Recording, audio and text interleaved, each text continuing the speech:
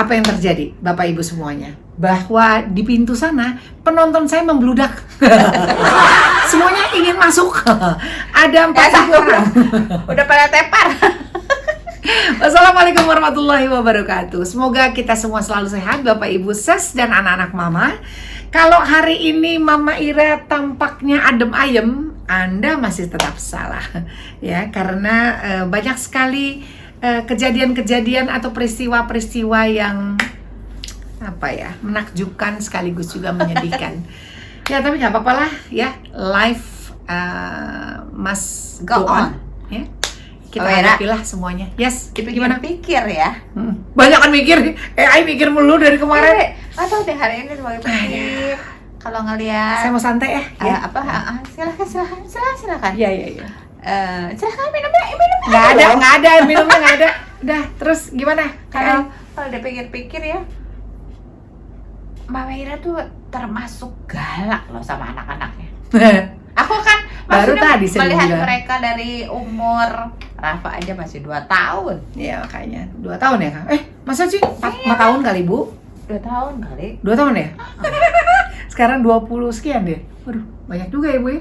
Iya. Wah, Ibu lama sekali bersama dengan kami ya. 4 tahun ya? 4 tahun, Oh, Bu. 4 tahun ya? 4 tahun. Masih kriwil-kriwil. Iya. Kalau gitu, dibilang Mama galak ya? Mama monster. Ya loh Bapak Ibu, kawan-kawan, saya dipanggilnya Mama Monster. Kenapa? Karena Mama tuh tegas banget katanya anak-anak. Iya. Kalau Mama tuh udah tegas tuh ya gimana ya, tujuannya kan pasti namanya seorang ibu ya, gimana nggak sih? Kita kan kalau ngurusin anak ada tapi yang tegas, kalau galak. kataku ada seninya ya, orang tua pun ada seninya masing-masing. Pastinya lah. Namanya orang tua ngurusin anak, kalau dibilang tegas ya pasti Tapi tegas. tuh ini loh, tegas banget. Bu, gitu. gak usah diulang berkali-kali Bu, saya gak usah tahu. Sudah tahu. Ibu kayaknya dendam banget ya Mas Ewi ya. Iya. Tapi ada manfaatnya juga loh, ya. Jadi begini, Bapak Ibu dan kawan-kawan, saya itu memang tipikalnya kelihatannya sih ketawa terus ya, tapi saya adalah orang yang sangat strict sekali dengan anak-anak. Waktu mereka kecil, ya kan, waktu mereka kecil. Ini kebetulan AI mengikuti saya selama lebih kurang 17 tahun sekarang. Sejak mereka masih kecil, sampai ke proses ke pra-remaja, remaja, dewasa, sampai udah berkarir, sudah berkarir gitu ya. Itu tetap melekat di kepala mereka bahwa saya itu adalah Mama Monster. Mama Ira adalah Mama Monster. Kayak yang gimana banget ya. Cuman bedanya adalah dulu Mama Monsternya taringnya di sini ya. Taringnya di sini dulu. Ya kan? Sekarang nggak punya taring Mama Monster. Udah ciut ya, Say. Ya, Mama Monsternya sudah lebih cool. Ya kan, monsternya jauh lebih baik gitu. Tapi kalau dulu, waduh, saya tuh sangat strictly dengan yang namanya punishment and reward. Jadi anak-anak itu paling seneng kalau ngobrol sama ibunya dulu. Ya kan? Boleh tanya sama AI saya. Bicara soal segala sesuatu yang berhubungan dengan pelajaran sekolah, ya kan, aktivitasnya, kegiatan-kegiatan mereka. Terbitlah. Sampai baca puisi aja ibunya loh. Ya, sampai ke acara bakat ya, urusan bakat itu tetap mamanya gitu. Jadi saya ini pokoknya temen lah gitu. Jadi kalau ditanya, Mama kan tugasnya 5M tuh. Saya pernah ceritakan waktu itu, apa belum pernah? 5M, tugasnya Mama adalah menjemput, mengantar, membayar. Terus apa lagi? Menjemput, mengantar, membayar, marah-marah ya. Ada satu lagi tuh, apa gitu. Jadi saya kalau ingat mereka ya, zaman dulu tuh suka mau ketawa sendiri, iya. Tapi punishment and rewards itu ternyata sekarang itu benar-benar terlihat loh hasilnya. Kalau dulu tuh anak-anak tuh nggak bisa tuh pakai gadget yang mewah-mewah kalau misalnya mereka tuh emang tidak menunjukkan satu prestasi ya. Kita ngomongin soal punishment dulu kali ya. Oke. Saya paling nggak suka kalau lihat anak-anak itu tidak menjalankan tugas dan kewajibannya dengan baik. Jadi saya tanya, tugasmu adalah belajar Mama, bagus, pintar. Lalu kewajiban kamu adalah mengerjakan semua pelajaran sekolah, PR-nya nggak boleh nih, lesnya harus jalan segala macam. Tapi saya selalu mengingatkan kepada mereka tentang haknya. Ya, jadi kalau punishment and rewards adalah part of dari perjalanan saya membesarkan anak-anak itu. Jadi hak anak-anak itu tugasnya mereka sudah jalankan, kewajiban yang mereka jalankan, haknya mereka pun saya selalu memperhatikan dan selalu memprioritaskan. Hak mereka adalah salah satu apa? Kita berlibur. Iya. Ya, itu paling simpel sekali ya. Ya, Ya, jadi hak dan kewajiban anak-anak itu saya selalu utamakan. Saya libatkan mereka ya. Untuk memiliki rasa self of belongings dalam kehidupan mereka juga gitu. Setelah itu masalah tentang punishment. Saya juga mengingatkan anak-anak bila mana, terutama pelajaran sekolah ya. Saya paling tidak suka kalau mereka tidak serius mengerjakan tugas-tugasnya di sekolah. Punishment yang mereka lagi adalah mereka tidak tertib dan teratur di rumah. Aduh, kalau bicara soal tertib dan teratur, itu kayak anak-anak tuh dilahirkan langsung siap gerak maju jalan. Paling ingat banget kalau bisa udah baru masuk rumah, cuci tangan dulu ya nak. Ya itu saya paling details gitu. Ya makanya bilang mamanya tuh semi OCD. Jadi anak-anak kalau dari mana-mana tahu harus dilakukan apa, minimal masuk ke rumah harus seperti apa, memberikan salam, cuci kaki, cuci tangan, ganti baju. Mereka tidak boleh nggak boleh naik tempat tidur of course, tapi tidak boleh naik apa duduk di meja makan kalau mereka masih pakai seragam sekolah. Nggak ada itu saya urusannya kayak begitu. Ya, saya paling nggak suka. Jadi saya pasti akan menegur mereka gitu. Saya nggak mau sama sekali kamar mereka berantakan karena kami sudah mengajarkan mereka untuk mengurus segala sesuatunya dari A sampai Z, belajar dengan saya, belajar dengan sister misalnya gitu, dengan encusnya gitu ya. Dan di sekolah sama gurunya. Oh iya pasti gitu ya. Jadi betul-betul saya tuh merasakan perjuangan saya tidak sia-sia sekarang. Mereka mengerti sekali tentang menghargai waktu. Ya, ini kalau mereka lakukan akan merugikan, mereka tidak akan melakukan. Terus misalnya lagi kasih mama ini dong. Apa? Kalau misalnya mama pengen ini dong, pengen handphone baru. Ya namanya anak-anak ya. Kalau misalnya kamu ingatkan saya gaul. Oh iya.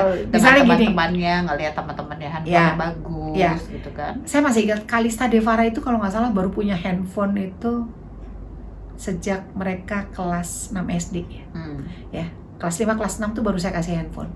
Itu pun hanya untuk dipakai pada saat menghubungi kita ya, orang tua atau ke Pak Supir misalnya gitu untuk antar jemput. Selebihnya nggak ada tuh, Senin sampai Jumat kayaknya udah kita gitu kan. Saya paling nggak suka juga punishment lagi. Saya pasti akan cabut itu namanya apa namanya? Main game PS atau apa, itu nggak ada tuh, mereka semua hanya boleh dilakukan Jumat Sabtu gitu ya. Ya banyak lagi punishment yang lain. Jadi kalau mamanya udah jadi monster yang tadi saya bilang gitu, itu bentuk punishment tuh banyak banget. Nah, kalau masalah rewards ini paling menarik sebetulnya.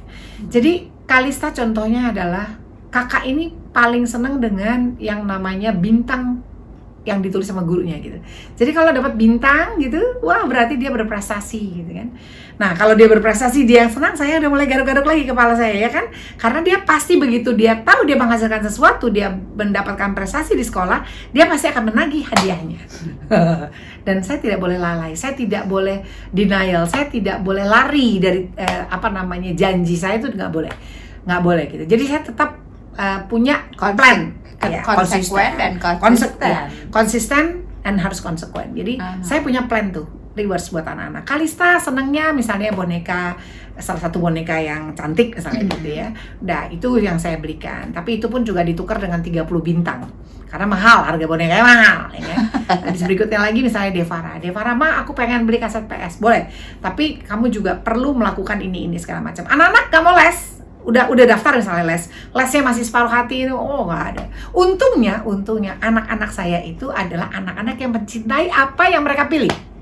Ya kalau kita bicara soal ekstrakurikuler misalnya atau les lah apa segala macam, itu semuanya mereka yang mau, bukan saya yang mau. Mereka yang pilih gitu. Begitu mereka prestasi, rewards lagi, entah makan, entah beli buku gitu kan. Nah, yang lucunya lagi, rewards yang mereka harapkan dalam hal ini Devara sama Kalista yang saya masih ingat. Mereka tuh selalu rebutan buku evaluasi. Ya, buku pelajaran evaluasi. Mereka paling happy. Kalau dibawa ke toko buku, mereka happy banget. Kayak ngeliat buku tuh kayak ngeliat apa gitu. Itu salah satu reward saya juga. Kalau Kayla lain lagi rewardsnya gitu kan. Dan saya paling happy anak-anak tuh kan tadi saya udah bilang mereka mencintai apa yang mereka pilih ya. bukan saya, sekali lagi. Jadi orang tua itu melihat kan, orang tua melihat bakat dan kemampuan anak-anak. Setuju dong, ya kan? Oh, anak ini senangnya begini, kita kasih mereka arahan, biar aja mereka yang pilih, gitu. Ya kan? Begitu mereka pilih, mereka bisa menikmati, mereka jalankan dengan hati yang senang dan bahagia, mereka berprestasi situ. Ya udah, rewards keluar. Gitu. Sama juga tabungan, boleh silakan menabung. Masing-masing anak punya amplop. Saya bilang amplop ajaib. Punya nama masing-masing, dan itu isinya dari mulai 1.000, 2.000 perak sampai 5.000, bahkan bisa lebih daripada itu. Dari mana? Dari hasil prestasi yang mereka punya. Uangnya dikumpulkan. Nanti pada saat liburan, mereka mau ngapa-ngapain, pakai uangnya masing-masing. Loh, iya dong. Loh, kita mengajarkan punishment and rewards itu tujuannya untuk apa? Membuat mereka lebih menghargai ya, apa yang mereka dapatkan. Mereka harus menghargai jerih payah orang tuanya yang berjuang. Ya kan, bersyukurlah mereka masih punya orang tua yang lengkap. Bersyukurlah mereka punya kesempatan. Iya. Gitu kan. Setelah kita ajarin mereka tentang tugas dan tanggung jawab, kita kasih mereka haknya. Iya. Begitu mereka tahu tentang haknya, mereka harus tahu yang namanya punishment and reward. Gitu. Jadi begitu sekarang mereka sudah berkarir, mereka segala macam, mereka juga tahu bagaimana harus melakukan rewards kepada diri mereka sendiri. Itu sudah pasti. Ngapain abang capek-capek kerja kalau abang sendiri juga tidak mendapatkan rewards untuk dirinya? Ya kan, nggak mungkin, Kalista, ya kan? Jadi punishment and rewards itu sangat penting. Saya melakukan itu terus-menerus sampai dengan hari ini. Jadi Bapak Ibu, kawan-kawan semua, kita sekali lagi perlu merancang yang namanya punishment and rewards itu. Punishment jangan berlebihan. Memberikan ketegasan kepada anak bukan berarti kita jahat. Ya, anak-anak itu jangan dilatih untuk takut kepada kita, tapi segan, ya, karena kita tetap pada porsinya sebagai orang tua. The other way around, kita adalah sahabat mereka. Rewards itu perlu kita kasih ke mereka juga. Caranya apa? Dengan cara melibatkan mereka juga, supaya self of belongings, ya, rasa memiliki, ya, terhadap pencapaian reward tersebut juga bisa mereka rasakan. Jangan cuman, oh mereka hebat segala macam, ayo kita kasih mereka ini, oh ini tinggal dibeliin, nggak bisa begitu. Ya, biarkan aja mereka juga memilih. Kamu maunya apa? Saya mau sepeda. Oke, kalau kamu mau sepeda, apa yang harus kamu lakukan? Saya harus berjuang, harus mendapatkan nilai yang bagus dulu. Ya kan? Kalau nggak dapat mah, ya udah, itu part of dari punishment. Artinya segala sesuatu tuh mereka yang pilih. Mereka mau berhasil atau gagal, depend on them. Gitu. Ya, oke, yuk kita semangat membesarkan anak-anak kita, tebarkan selalu cinta kasih, punishment and rewards kita terapkan dari sekarang. Ya, jangan pakai tarsok-tarsok. Ya, begitu anaknya sudah makin besar, kita sudah semakin tidak mampu untuk energi kita udah nggak bisa nih untuk menegur mereka. Yang udah-udah nanti mereka melakukan sesuatu yang kita nggak suka. Ya, sedih kan orang tuanya. Jadi jangan salah langkah dari awal. Mudah-mudahan bermanfaat. Sampai ketemu besok. Ira Maesofaril, because this is real. Wassalamualaikum warahmatullahi wabarakatuh. Cium saya.